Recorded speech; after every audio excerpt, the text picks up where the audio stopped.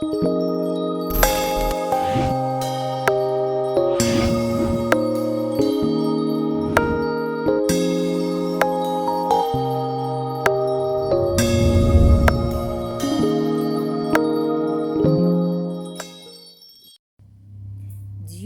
crée encore, de la même manière qu'il a créé le ciel et la terre.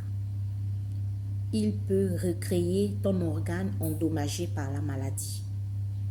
Écoutez attentivement ce nouveau témoignage qui nous vient du Cameroun.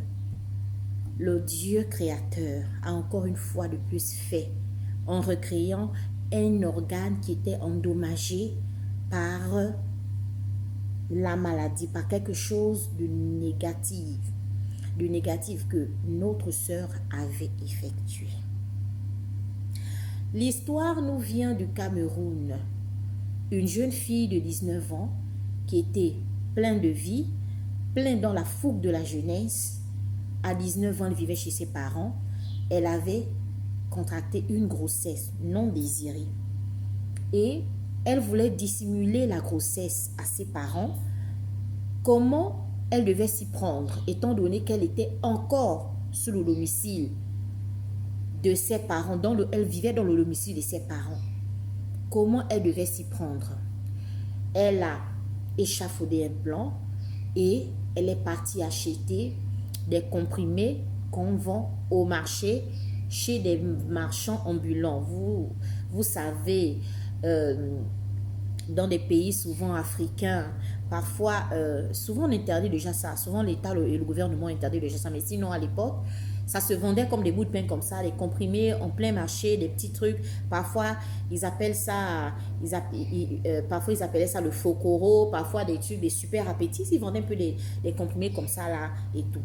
Donc, c'est vers ces gens que notre sœur est partie acheter un médicament qui devait pousser à avorter le bébé.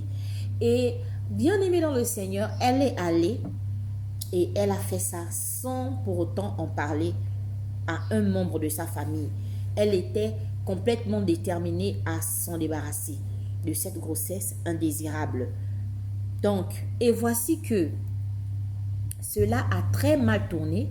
Cela a très mal tourné parce que quand elle a effectué l'opération, donc c'est-à-dire elle a fait ce qu'elle avait à faire, l'enfant n'est pas complètement sorti. Donc, l'enfant est resté dans le ventre. Elle se disait que c'était bon. L'enfant était sorti.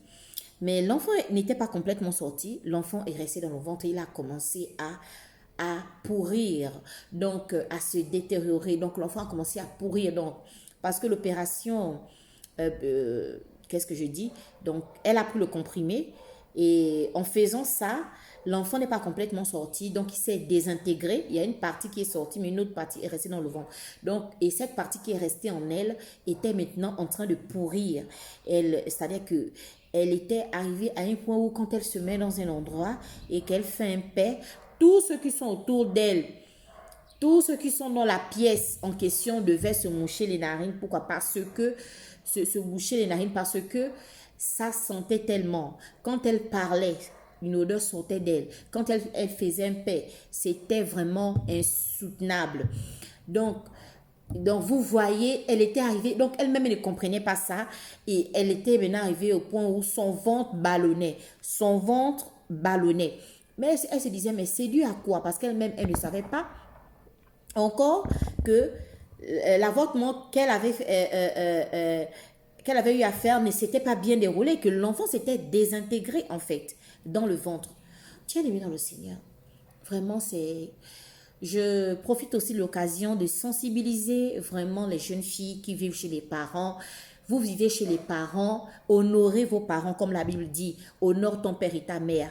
Il faudrait honorer les parents et en honorant les parents, vous honorez Dieu. Donc, si vous voulez honorer Dieu, c'est en honorant aussi vos parents. Vous, jeunes filles, jeunes garçons, vous qui vivez encore chez les parents.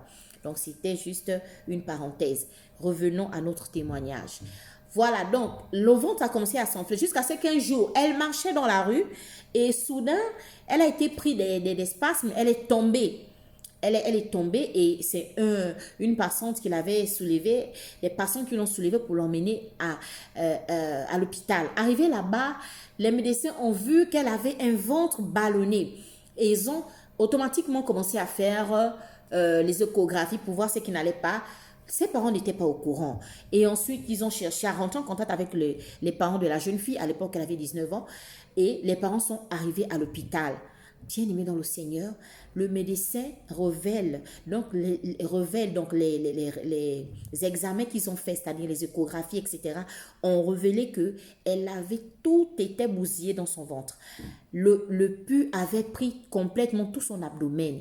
Et les médecins ont dit, mais comment elle a fait pour vivre en ayant tout ce pus en elle, parce qu'elle pourrit de l'intérieur.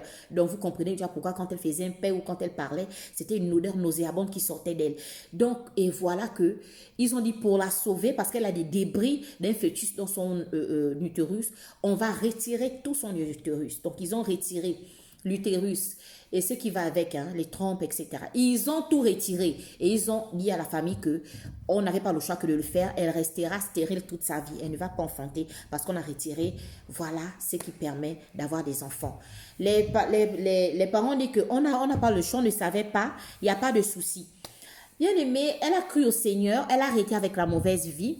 Et ensuite, en 2022, elle a rencontré un monsieur qui est venu dans sa vie. Le monsieur en question est venu se présenter chez ses parents pour faire quelque chose de sérieux. Ils ont fait la dot, etc. Et le monsieur était chrétien. Et elle a avoué au monsieur que non, là où je suis, voilà la situation, je ne peux pas enfanter. Mais le monsieur, comme c'était un chrétien, un croyant, c'était vraiment quelqu'un qui était affermi dans le Seigneur.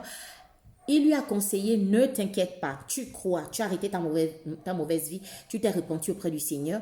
Crois maintenant que Dieu est capable de faire l'impossible. Parce qu'on a dit que tu ne peux pas accoucher, mais Dieu est capable de faire l'impossible.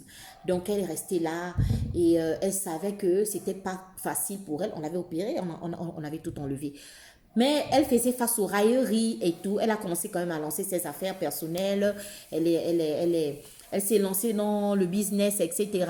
Et ça fleurissait bien. Le Seigneur l'a bénie dans ce qu'elle faisait. Mais elle manquait quand même l'enfant. Les gens se moquaient d'elle. Un jour, elle était dans son bureau, comme ça, dans l'endroit où elle faisait son business. Elle était dans son bureau. Elle s'est mise à s'exclamer. Et elle entend une voix qui lui parle de l'intérieur, qui lui dit, ne te lamente pas, parle. Parle à Dieu, parle. Donc, elle a parlé avec un poussé à bout. Elle a parlé. Et c'était son cœur qui parlait à Dieu. Dans le bureau où elle était, elle ne mettait même pas à l'église. Elle a commencé à pousser des soupirs, à prier. Elle a commencé à expliquer à Dieu combien de fois les gens se moquent d'elle. Même toute sa famille savait qu'elle ne pouvait pas enfanter. Bien-aimée dans le Seigneur, écoutez ceci. Quelques mois plus tard, retenez bien ceci, qu'elle a parlé à Dieu dans son bureau. Quelques mois plus tard, elle sent quelque chose qui ne va pas. Elle a commencé à aller faire des examens et on lui révèle qu'elle est enceinte. Puisque elle avait changé de pays, elle n'était plus au Cameroun. Elle est venue maintenant au niveau du Gabon. Donc, c'est maintenant ici, on lui dit que non, elle est enceinte, elle n'en revient pas. Elle retourne chez elle. Elle retourne chez elle et là-bas, elle fait les tests, c'était avéré qu'elle était enceinte. Comment ça s'explique alors qu'on avait arraché son utérus, bien-aimé dans le Seigneur? Donc, elle n'en revenait pas, son mari et elle. Et les médecins, maintenant, elle ramène le premier diagnostic, bon, les examens qu'on avait fait la première fois, que regardez ce que j'ai eu à subir, on m'a tout arraché, mais comment se fait-il que je suis enceinte? Les médecins ont dit, vraiment, ça ne s'explique pas. Normalement, c'est comme si ton utérus s'est régénéré. Et ça ne se fait pas. Son utérus était c'était un utérus, l'utérus était neuf. C'était comme si c'était pour une fille qui n'avait jamais fait d'enfant de sa vie. Quelque chose de nouveau que le Seigneur avait redonné. Quelque chose de nouveau. Quelque chose de beau. Elle a enfanté. Bien-aimé dans le Seigneur, moi-même j'ai vu l'enfant. Moi qui vous parle, j'ai vu l'enfant. Elle a enfanté et j'ai vu la cicatrice de son opération. L'opération où on l'avait arraché l'utérus et les organes pour qu'elle ne puisse pas enfanter. Bien-aimé dans le Seigneur, c'est tellement grand.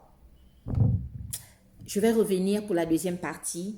Que Dieu vous bénisse et N'oubliez pas, si vous avez besoin de la deuxième partie, écrivez dans les commentaires. Je vais vous dire combien de fois c'est merveilleux, comment cette famille a changé du jour au lendemain.